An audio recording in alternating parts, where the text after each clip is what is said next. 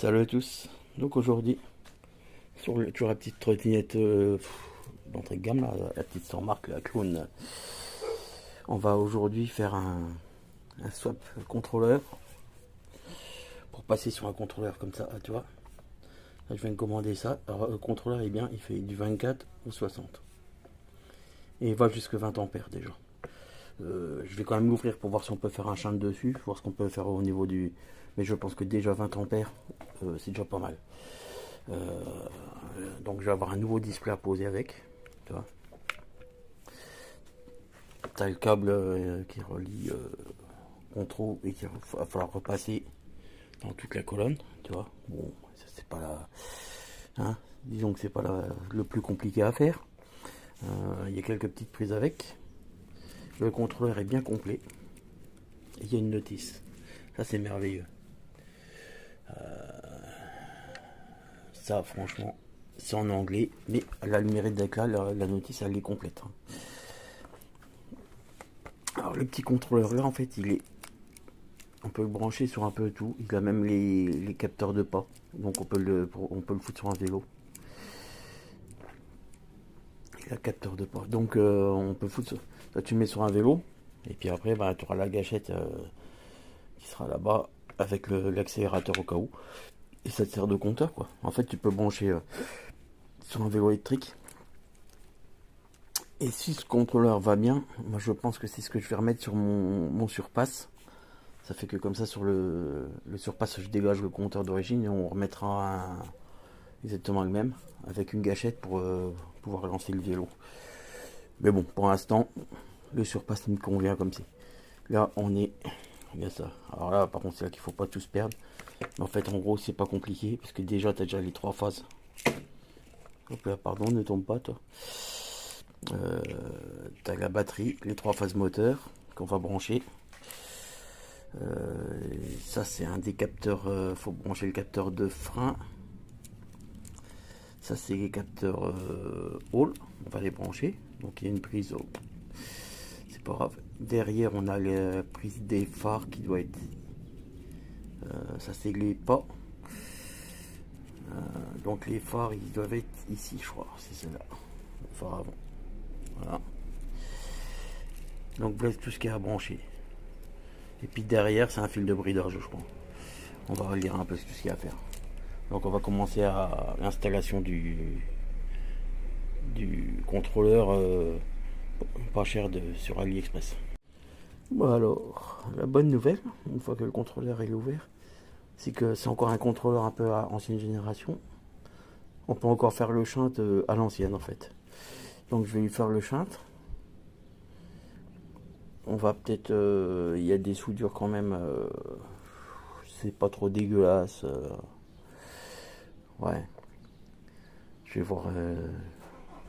On va essayer de refaire un peu comme la qualité des soudures en dessous. Et du coup, je vais quand même on va quand même lui faire un petit shunt. Pas méchant, tu vois, sur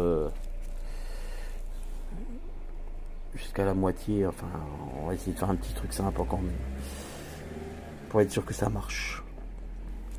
Et ensuite, on attaque le branchement de la bête. Voilà pour la suite de la vidéo. Donc c'est simple, les trois phases moteur, tu les branches. Moi j'ai mis du scotch, pourquoi? Parce que la dernière fois c'est ce qui m'a cramé le. J'ai eu un problème, c'est ce qui m'a cramé le contrôleur. Parce que les gaines, ça a touché. En fait. Et... Donc moi je préfère remettre du scotch autour, chacun fait ce qu'il veut, peu importe ce que ça fait. Donc pour raccorder le contrôleur, ensuite, les fils de pas. Donc moi j'ai récupéré la prise que j'avais sur l'ancien contrôleur. Je coupe, j'ai raccordé et soudé. Je tiens à préciser qu'il faut que ce soit des fils, faut mieux les souder, les chauffer, voilà. Donc une fois que tu as raccordé les fils les capteurs Hall, pas, c'est les capteurs Hall. Ensuite j'ai raccordé le courant. Tu vois, pour le moment, c'est tout ce que j'ai raccordé. Ça c'est rien, c'est la prise de charge. Donc pour tester le moteur, en fait ce qu'il faut faire, c'est que tu branches les pas en respectant les couleurs, hein, prise. Là pareil. Quand tu mets en route le display, c'est dommage parce que pas filmer, c'est un peu con. Mais en fait, ce qu'il y a, c'est que tu as quand tu vas accélérer, soit ça va tourner nickel, soit tu as le moteur qui va faire un gros. Tu sais, ça fait comme un grognement. La roue tourne, le moteur va enclencher, et ça fait un brop, brop. Tu entends qu'il y a un problème. Donc, en fait, si tu as ça, ou alors si jamais tu as la roue qui tourne dans le mauvais sens, ce qui peut arriver aussi, ce qui est bien, c'est que mine de rien, petit contrôleur à 30 balles, à 33 balles, là, il a la synchro automatique. Donc en fait, tu branches la prise blanche. Dès que tu vas la brancher, une fois que soit tu peux le faire en partant d'un display éteint. Tu branches la prise. Moi je vais pas le faire parce que je viens déjà de le faire, hein, sans déconner, je vais pas synchroniser le moteur. Tu branches la prise, tu allumes le display. Et là, tu vas entendre le moteur qui va se mettre à tourner sans un bruit, sans rien. Si le moteur tourne, nickel, qu'il est dans le bon sens, tu débranches la prise blanche et tout est synchronisé. Voilà. Si jamais, quand tu as mis la prise blanche et que le moteur tourne à l'envers, tu rebranches une deuxième fois et tu vas voir, le moteur va repartir dans l'autre sens. Donc, pour qu'il soit dans le bon sens de marche, tu vois ce que je veux te dire. Dès qu'il tourne dans le bon sens de marche, tu fais attention, il faut mettre au pendante, hein, quand tu fais ça. Parce que le moteur il va tourner aussitôt. Donc tu redébranches la prise, tu la laisses comme ça. Ça va s'arrêter, tu fous 2-3, tu les démarres. Ensuite tu mets des coups d'accélérateur. Et voilà. Pour que tu aies un bruit cohérent. Alors moi, il faut savoir que la machine là, elle avait rien dans le sachet quand même à la base. Hein. C'était un truc avant les chintes, là je suis en 1. Tu vois maintenant que le contrôleur là, tu es en 2. Bon, déjà quand tu entends le bruit du moteur, tu vois, on entend déjà, c'est beaucoup plus nerveux. L'avantage avec celui-là, c'est que tu peux régler puissance de démarrage, vitesse, et là j'ai réglé un mode parce que en fait le moteur n'avait rien dans le cul quoi. J'étais un peu dégoûté. Au début j'ai fait le contrôleur n'avance pas. Et en fait je vais vous expliquer après dans les paramétrages parce que c'est un peu compliqué à le paramétrer bien. Mais honnêtement je crois que le contrôleur là je vais le monter sur le vélo aussi. Hein.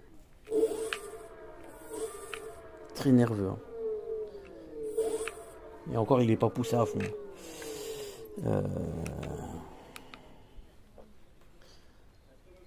La batterie à 41 volts, ça va pas précharger, tu vois. Il n'y a pas de code d'erreur. Une trip, elle fait 200 mètres. Bon. Donc on peut voir, c'est que ça déjà, ça tourne.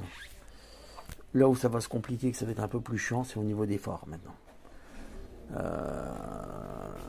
Là maintenant, en fait, il va falloir que je renlève ce qu'il y avait d'origine.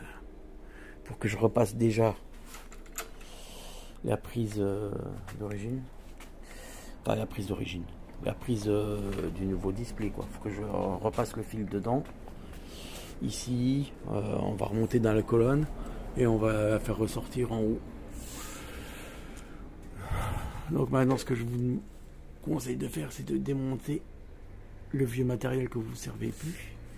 Et là il faut juste que je garde, moi, c'est que je retrouve le fil de la loupiote et le fil du capteur pour des endofreins. Parce que ils vont se raccorder après en dessous quoi. Voilà. Donc une fois qu'on a basculé ici, moi j'ai déjà sorti là. Alors ce que j'espère c'est que la prise du nouveau display, tu vois la prise ronde là, celle-là, va passer dans l'articulation ici.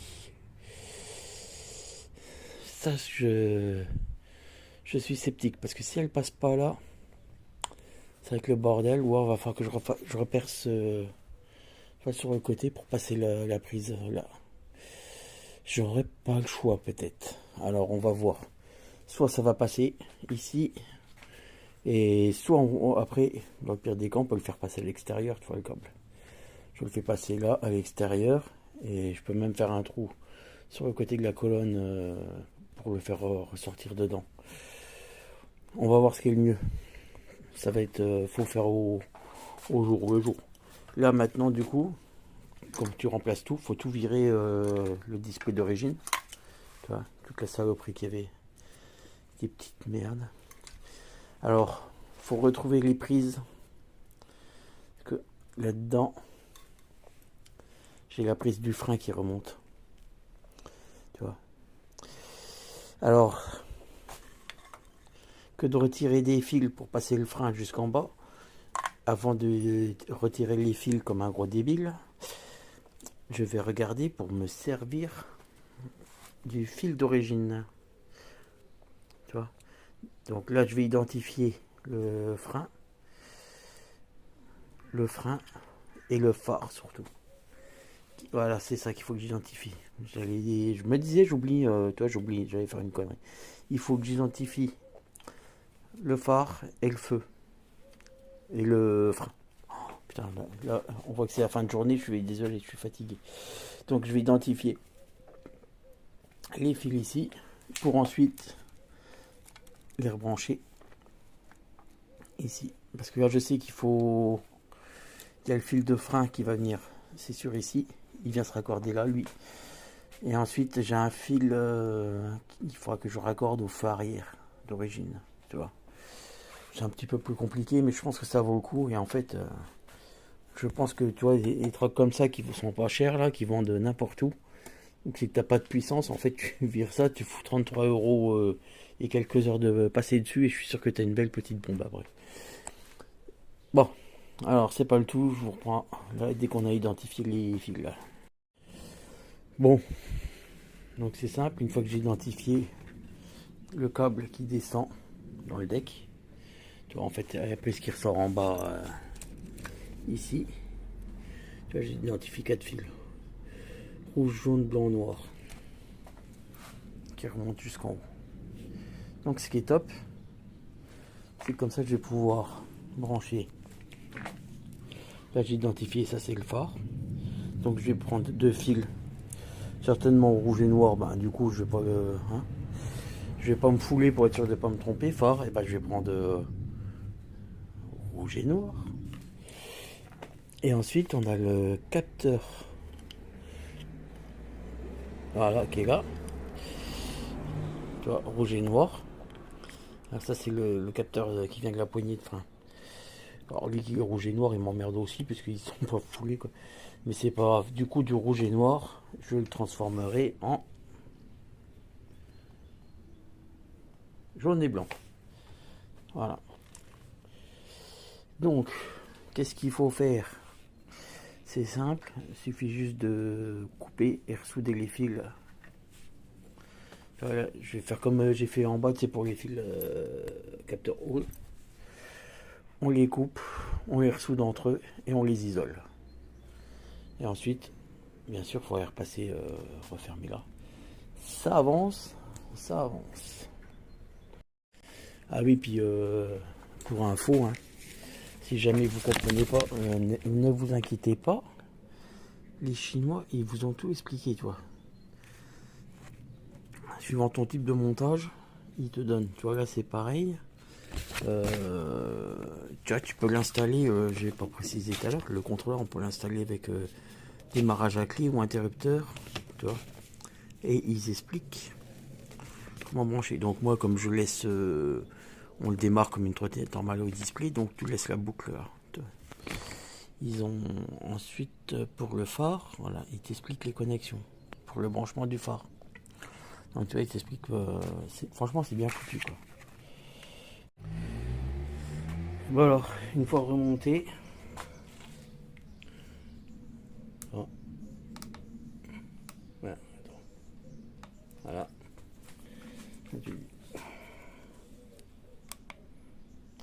Triple. C'est la tension, tu vois. Ça c'est le système des codes d'erreur. Donc le feu stop ça marche, ça coupe bien tout. Le seul truc que j'ai pas arrivé à faire, en fait, c'est le. Comment? Le phare. Alors, les phares, perso, faut mettre un transfo, hein. Ensuite, donc si vous voulez voir un peu pour les paramètres, donc moi j'ai fait ça. Le P2 il est à 0. Le P3, comme c'est une 37 volts, c'est 36, ouais. Le P4, faut mettre sur 5. P5 sur 3, ouais. P6, alors ça j'ai mis à 27. Faut mettre entre 27 et 28. C'est pour la vitesse. Sinon il va t'indiquer que tu roules pas vite. Donc alors je ne comprends pas pourquoi, mais bon, sur 10 pouces ça marche pas. Ça c'est pour allumer les phares, tu vois. Tac. Donc après le P7 faut mettre à 100%. Le P8 à 100% aussi, sinon ça n'avancera pas. Le P9 0, le P10 moi j'ai mis sur 2. P12, P11 sur 2 aussi, P12 sur 2, ça c'est pour le couple, si tu veux monter plus fort ou moins fort l'accélération. P13 sur 5, voilà, je te montre vite fait, hein, ce que moi j'ai mis en réglage dessus. Voilà. Alors il y a des trucs, maintenant pas à quoi ça correspond tout. Franchement c'est un peu bizarre de fonctionnement, mais bon. Il y a des trucs, t'as l'impression qu'ils te demandent deux fois la même vitesse. Toi, quand tu vas voir, je sais plus si c'est le P10 ou. T'as le P8 et le P9 ou le P7 et le P8. Et ils te demandent la vitesse. Le P8 c'est la vitesse. Sauf que quand tu baisses, tu perds en puissance aussi. Parce qu'il bride pas que la vitesse, il bride la puissance. Mais bon. Et là après, tu vois, voilà quoi. Donc. Une fois chargé, c'est 39 quoi. Avec celui-là. Et tout en sachant que j'ai pas monté à fond. Et voilà. Donc après, tu vois, tu repasses tes câbles nickel chrome comme les autres à la place. Tac, tac. Il n'y a qu'en bas, ici, comme je ne pouvais plus passer par le pliage, et bah, tu fais un trou, je ressortis là. Tu mets bien de l'isolation autour et tout. Et hop. Tu vois. Et puis ni vu ni connu, je t'embrouille. Voilà comment on. Et je précise quand même qu'il y a une prise USB en dessous si tu veux pour recharger quand même le truc pour le prix. Donc en gros, faut compter dans les 33 euros le display livré avec le contrôleur en 20 ampères réglable. Voilà, donc ce que je peux vous dire. Moi du coup la machine elle marche en fait comme une Xiaomi débridée quoi en gros. Maintenant. Voilà, j'espère que le tuto pourra servir à quelqu'un, voilà. Donc ensuite tous les trucs d'origine de merde, ça sert plus quoi. Mais bon, c'est pas grave, ça marche. Allez, ciao.